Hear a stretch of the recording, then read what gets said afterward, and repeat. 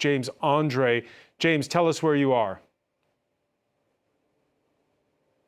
Standing on a hill right next to the city of Sderot, overlooking the Gaza Strip. Basically, I'm just maybe a couple of kilometers from the outskirts of Gaza City and the inside of the enclave behind me. Now, what we've been seeing here in the past couple of hours, that's how long we've been standing here, is where we've seen some planes coming in and out on a regular basis. We've seen some flares flying up, obviously to try and lit the combat locations, but also find out what direction the wind is blowing, we've been told, because that helps in order for the targeting. So clearly operations ongoing, and an information in itself is the fact that what you can see behind me is completely dark, which means that there is absolutely no power in this part of Gaza, because, well, you would see the actual city lights. So that's the situation inside. The reports we're getting are that of a very dire situation, with indeed increased bombing by the Israeli army on some locations, including, according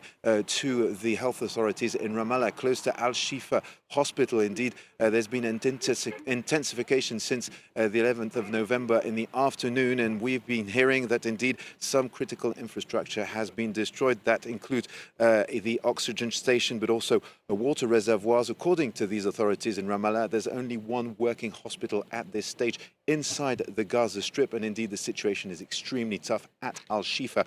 Now, we had reports earlier that there were some 10,000 people that were in and around the hospital trying to shelter, and indeed, well, since this morning we've been hearing that the Israeli soldiers were indeed closing into the location, with, of course, some pressure from the international community, including the Americans, to try and have a less, a more measured approach to these hospitals, but also the Israeli military insisting that they are used to shield terrorist infrastructures underneath.